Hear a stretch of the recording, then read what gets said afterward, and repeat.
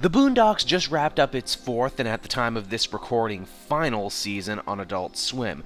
Even before the show started airing, it was made very clear that this was a kind of sink-or-swim situation for the series, as it was produced without the involvement of series creator Aaron McGruder, who wrote the majority of past episodes, and also just so happened to be the writer-creator of the comic strip that the show is based on. Now, this isn't going to be an episode-by-episode style of review, but I have chosen a few key ones that, in my mind, help paint a picture of this season, its successes, and, to be honest, well, a lot of its failures as well. Season 4 kicked off with the episode Pretty Boy Flizzy, a show all about lampooning Chris Brown and other celebrities like him.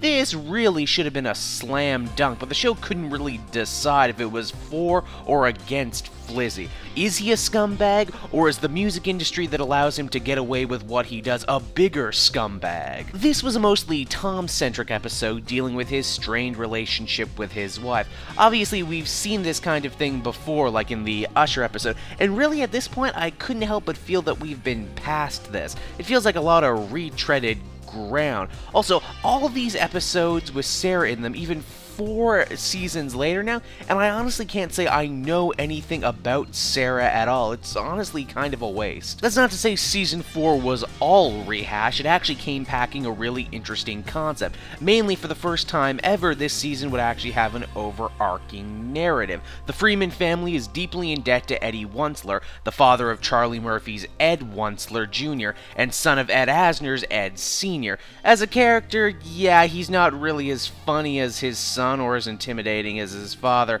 and honestly, he just kinda came and went as the story dictated, in one of the first of many missed opportunities this season. Giving the Freeman family money problems to me seem to only exist as to write the show a blank check for the kind of wacky, get-rich-quick schemes that other shows indulge in, but the Boondocks never did, mainly because, well, you know, the family was actually pretty financially well off in a refreshing change of pace. Freedom Ride or Die was an entire episode dedicated to flashbacks of Grandad's time in the Freedom Riders. It's probably my favorite episode of the season, but I mostly like it just for the artistic choices that were made, like having a whole show done in black and white. The episode had probably the best fight scenes out of the season, but really not much else. Heck, the only funny joke in this episode was a poop joke that the Chappelle Show did first, and I'm actually gonna say better. Then of course we have Grandad Dates a Kardashian, another episode that at first glance seems like it would be a comedic goldmine, but they end up making the same kinda tired reality TV is bad for you, it's also fake. Stuff that we've heard so many times before. I was really hoping for some more fresh, biting satire, and I really didn't get it here. Next up, we have the episode Freedom Land that sought to talk about debt turning the middle class into slaves. And while I think they were also trying to do some kind of 12 Years a Slave parody too, yeah, for some reason movie and TV parodies, from Her to Breaking Bad, became the hip thing to do in Boondocks, when before it never really was. It's also here we get what is easily the most out-of-character Huey moment. Huey, of course, in past seasons has always been shown to be the level-headed voice of reason against the more manic supporting characters of the show.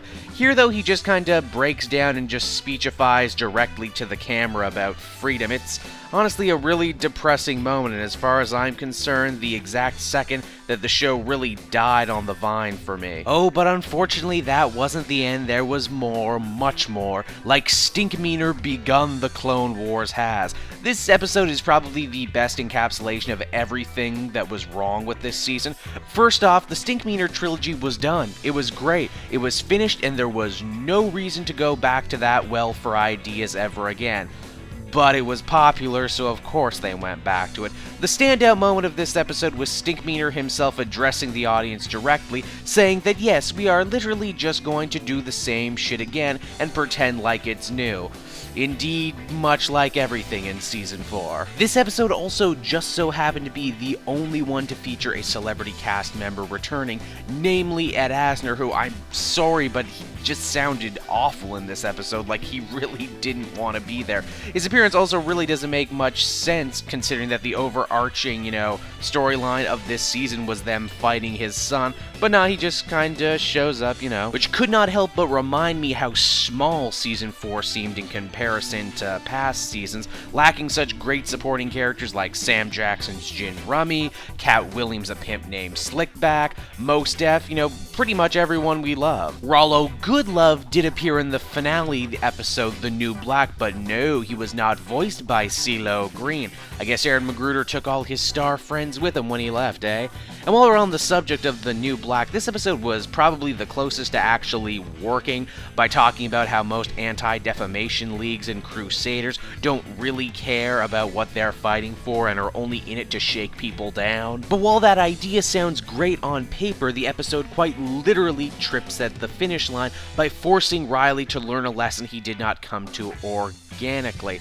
And then there's the sad fact that this was the last episode, the final one, and it didn't resolve much. This is how they chose to go out, and it was just kinda unfulfilling, So, yeah, that's what I thought of the Boondocks Season 4. Overall, a very disappointing way to end an otherwise great series. And I know I'm not alone in thinking that.